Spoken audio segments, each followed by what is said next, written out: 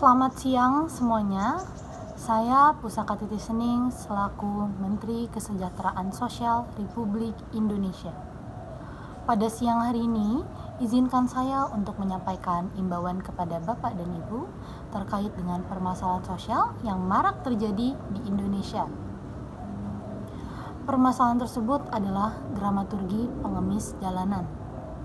Menjelang bulan Ramadan, tak sedikit dari Bapak dan Ibu yang ingin memberikan zakat dan infak kepada para orang yang tidak mampu.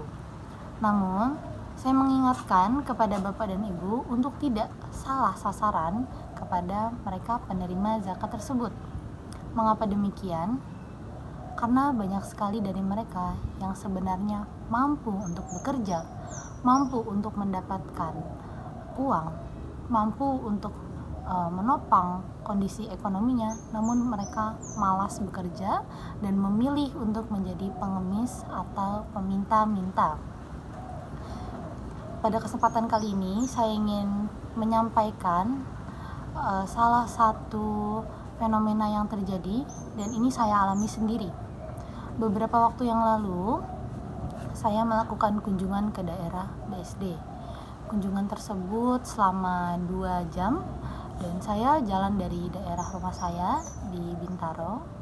Ketika saya berjalan, saya melewati daerah Bintaro sektor 7 dan saya melihat ada 2 orang wanita duduk tidak jauh.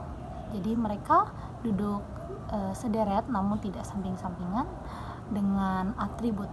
Berbagai atribut itu adalah salah satunya karung goni yang melekat di bagian tubuhnya dan menggunakan pakaian yang lusuh.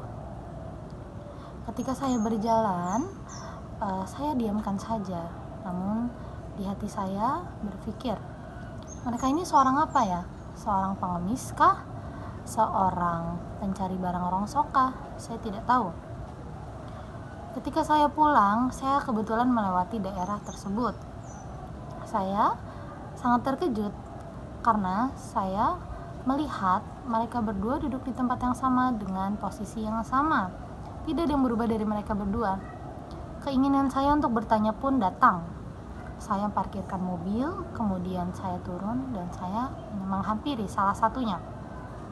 Saya bertanya, "Halo Mbak, sedang apa di sini? Namanya siapa?" Beliau menjawab, "Saya Aminah. Saya seorang pencari barang rongsok." Kemudian saya tanya usianya. Beliau menjawab, "Saya berusia 19 tahun." Ketika saya sedang berbincang dengan Aminah, ada seorang ibu-ibu datang. Ibu-ibu yang tadi saya lihat. Beliau datang bertanya, "Lagi apa?" Kemudian saya menjawab, "Saya sedang melakukan survei, Bu. Saya sedang berbincang dengan Aminah." "Ibu sendiri dari mana?" Beliau menjawab, "Oh, saya bareng nih sama Aminah, saya dari Tangerang." Ketika saya tanya, "Ibu bekerja sebagai apa?" Beliau menjawab, "Pencari barang rongsok."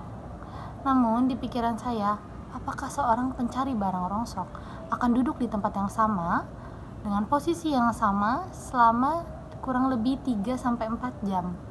Sepertinya tidak. Mereka pasti akan mencari barang rongsok sebanyak mungkin karena itu adalah tuntutan pekerjaan mereka untuk dijual kembali. Bukan begitu?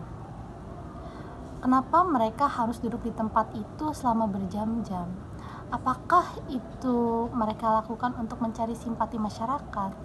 Hal ini sebenarnya sudah marak terjadi seperti beberapa tahun yang lalu.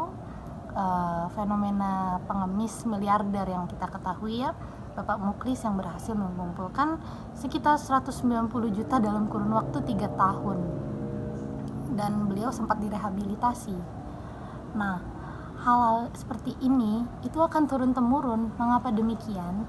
Karena mereka pasti merasakan bahwa dengan saya menjadi pengemis, saya mendapatkan uang yang banyak kok. Karena masyarakat yang kaya raya ingin menyampaikan, ingin berbuat hati, ingin berzakat, berinfak itu kepada kami gitu loh.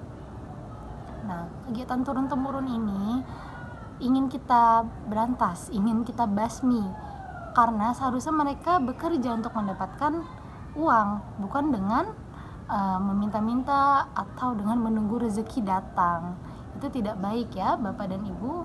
Jadi harapannya menjelang bulan Ramadan ini, nanti di bulan Ramadan Bapak dan Ibu bisa menyalurkan nafkah, maksud saya adalah zakat, kepada mereka yang benar-benar membutuhkan dan yang layak ya. Seperti contohnya adalah panti asuhan atau para duafa atau korban bencana yang benar-benar membutuhkan dan tidak bisa mendapatkan uang selain dari bantuan masyarakat.